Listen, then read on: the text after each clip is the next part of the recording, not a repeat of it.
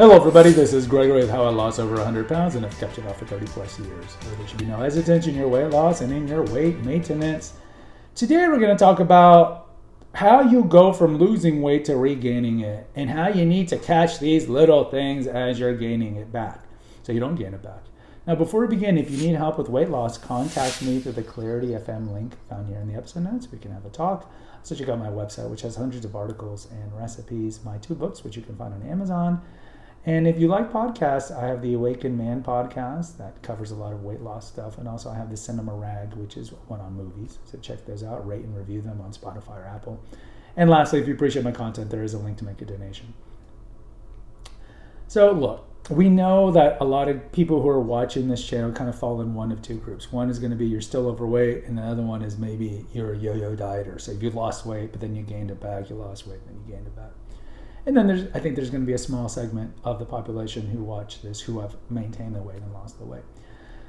So we've talked about why people regain the weight, why it is not uncommon to lose a lot of weight but then regain it back. And why is that? And it's typically, aside from the larger things that we talk about here all the time, how you still have a disordered relationship with food, that you were able, for a variety of reasons or motivations, stop having that disordered relationship with it or sublimate it, and why you did your fasting or your juice diet or your carnivore diet or your starvation diet or cayenne diet, whatever it is, or exercise more. You reach this weight where you're happy that you lost all this weight, and then you're telling me, you're messaging me, well, I gained it all back. Well, then I'll ask, why did you gain it all back?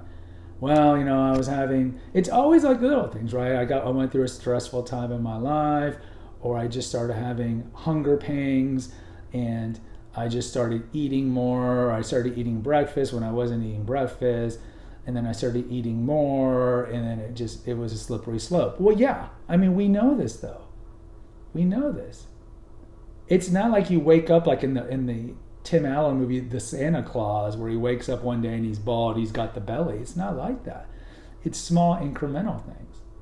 And so as we've talked about, you can have the forbearance and the temperance to crash diet or to reach some milestone. And then after that, it's not like you just decide, oh, I'm just going to gain all my weight back. Sure, why not? No, it's little things. And as I've talked about before, like if you disassociate emotion from food and eat like the dog eats or eat like the 3-year-old eats, then you really don't have to worry about the yo-yo dieting. Or if you confront the trauma that you had in your childhood that led you to have disordered relationship with food in the first place, you're less likely to yo-yo diet.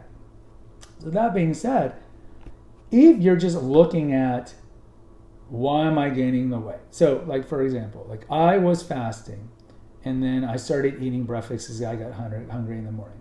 Okay. I would say, well, if you were fasting and your mental clarity was fine and your energy levels were fine, why did you start eating breakfast? But okay, if you want to eat breakfast, that's okay. But why did it lead to large portions? Why do we eat large portions of anything? Because we're eating our emotions. I've talked about in that previous episode. You don't need 2 slices of dessert. You can have one here and there. But why are you doing the second, right? Why are you indulging in the second? Because that's when you have that disordered relationship with food, because there's no reason to have 2 slices. Yes, it tastes good, but you know what it would taste? It's going to taste just as good 3 days from now, and you already had a slice. So, why eat the larger breakfast? And then once you have the larger breakfast, then like a lot of things, you build up virtue and you build up vice. This is why it's good to make your bed every day, to say your prayers at the same time every day, to work out every day, to have a routine, because the more you pray, for example, the more virtue you're going to accrue in the habit of prayer. And when you stop doing these things little by little, that becomes the habit. So you're like, yeah, I won't pray today, or I won't work out today, I won't make the bed. And the next day, well, I didn't make the bed last year, so I don't need to make it. And then it's a slippery slope. And so it's the same thing with food. Like if you're on it every day, I'm going to take a walk. I'm going to get my 9 hours of sleep. I'm going to keep my stress. I'm going to work out no matter what. I'm going to make good decisions on food that are not based on emotion. I'm just going to make good decisions on food. And you're doing this and you're making a cognizant decision every day to make these steps, you're more likely to maintain these steps longer and for weight maintenance. But once you start like, I need to eat breakfast. Then I'm just eating big breakfast. And then you start saying, well, now that I'm eating big breakfast and I'm falling off the wagon, well, I might as well just start eating it. And that's the problem, right? It's the slippery slope of vice. So I would tell you in closing, to avoid all the vicissitudinal eating ups and downs of your way, break the chain. Break the chain. Right now, go to the online therapy. Schedule something instead of being like, yeah, I know I have a disordered relationship with 2 years from now. Yeah, I know I have a disordered relationship with food and you're going to be even more overweight.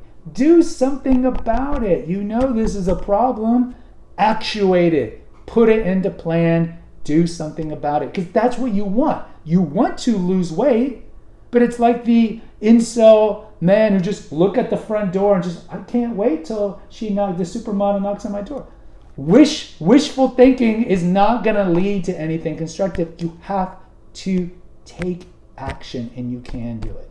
Guys, post in comments. I'd love to hear from you. Hit the notification, subscribe, and share about it. Until next time, take care. God bless and pray.